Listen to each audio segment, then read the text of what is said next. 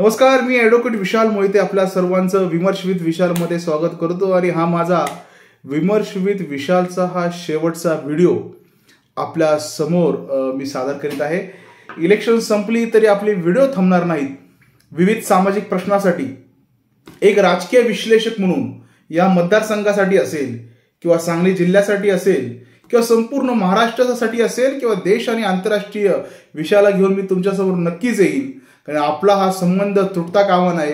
कारण काही जणांना आनंद वाटतोय पण काही जणांना मिरच्या झोंबतायत। मिरच्या आहेत त्या झोंबायलाच पाहिजेत, कारण की आपले शब्द हे त्या बाणेसारखे आहेत।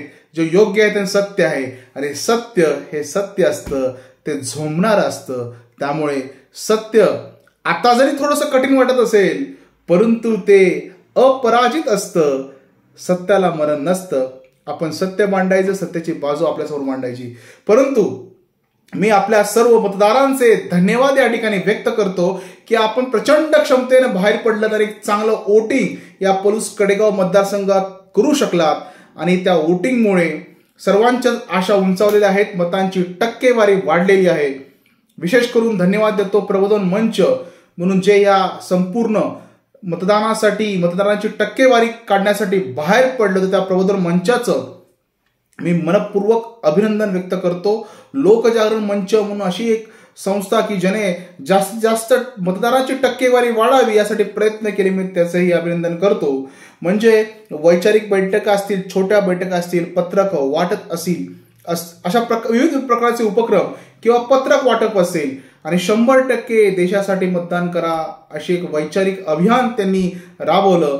त्या प्रबोधन मंच आणि लोकजागरण मंच या सर्वांचं मी धन्यवाद व्यक्त करतो।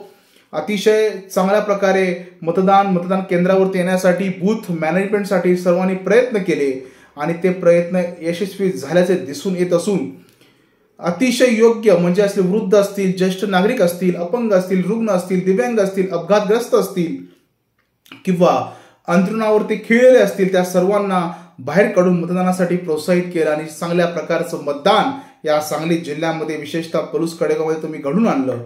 याच्यावरून सर्व नेत्यांना कळालं की जनता ही जागरूक आहे आणि आपण त्यासाठी वेळोवेळी वाचा फोडली आहे। आणि सर्वात अभिनंदनीय गोष्ट अशी झाली की स्वतःला स्टार प्रचारक म्हणजे मिळत होते त्यांना शेवटी जमिनीवरती यावं लागलं आणि हे मी नाही आणलं, हे आपण सर्वांनी आणलं। आपल्या सर्वांचं हे श्रेय आहे की त्यांनी त्यांच्या पक्षाला कळून टाकलं की मी तुमच्या पक्षाचा यावेळी तर स्टार प्रचारक होऊ शकत नाही, कारण की माझ्याच मतदारसंघात माझी दांडी गुल होण्याची एक व्यवस्था तयार झालेली आहे। काही असो, दांडी कुणाची गुल होईल ते आपल्याला 23 तारखेला कळेलच। परंतु तुम्ही मतदारांनी खरोखरच या मतदार बंधूंचं कौतुक आहे। तुम्ही ही त्या वरच्या नेत्याला खाली 8 दिसना आपटून त्यांचं हेलिकॉप्टर जे आपटलं ते अतिशय कौतुकास्पद आहे। त्यामुळे तुम्हा सर्व मतदारांचं मी मनपूर्वक अभिनंदन करतो। तुमच्यामुळे हे शक्य झालं। अतिशय चांगली चुरस झाली। लोकशाहीला सदृढ असणारं वातावरण तुम्ही पलूस कडेगावमध्ये प्रस्थापित केलं, निर्माण केलं। मतदार राजा हा राजा असतो हे पुन्हा सिद्ध झालं। या ठिकाणी जर कोणी परमनंट असेल तो मतदार असतो आणि मतदार जेव्हा बाहेर येतो तेव्हा उत्स्फूर्तपणे मतदान करतो आणि या मतदाराची धग दोघांनाही आहे। एकाला वाटतं की मतदार चांगलं झालं ते माझ्यासाठी झालं, तर दुसऱ्याला वाटतं की मतदानात वाढ झाली ती माझ्यासाठी झाली। पण वाढ हो काय हो, पण तुम्ही लोक बाहेर पडला आणि मतदार मोठ्या प्रमाणात बाहेर पडले आणि चांगली टक्केवारी अचिव्हमेंट झाली। सर्व न्यूज चॅनल आणि वर्तमानपत्रांनी छापली ती टक्केवारी। त्यामुळे मतदार राजा तुझं अभिनंदन। मतदार बंधूंनो तुमचं अभिनंदन।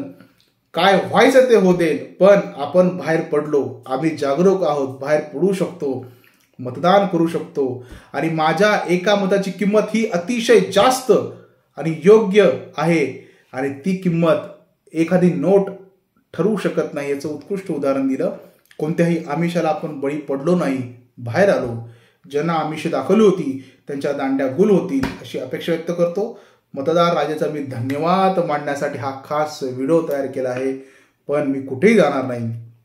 काही लोकांना भीती आहे की मी 23 तारखेनंतर कुठे जाईल, काळजी करू नका, कुठेही जाणार नाही। ही आपली जर्नी अशीच कंटिन्यू राहणार आहे. विविध विषय आपल्यासमोर घेऊन येऊ शकतो आणि त्यासाठी मी नक्कीच सज्ज झालो आहे. तुमचे आभार मानतो आणि जास्त काही बोलत नाही. 23 तारखेच्या रिझल्टची वाट बघूया आणि जो कोणी राजा होईल त्याचं आपण स्वागत करूया, कारण की आपले प्रश्न हे आहेच आणि त्यासाठी मी या ठिकाणी उपस्थित करण्यासाठी तुमच्या हक्काचा ॲडव्होकेट विशाल मोहिते उपस्थित आहे. माझा फोन नंबर आपल्याला अवेलेबल नसेल तर मला सांगा, तो अवेलेबल करण्यात येईल. आपले प्रश्न जाहीरपणे या ठिकाणी मांडण्यात येईल. तोपर्यंत धन्यवाद.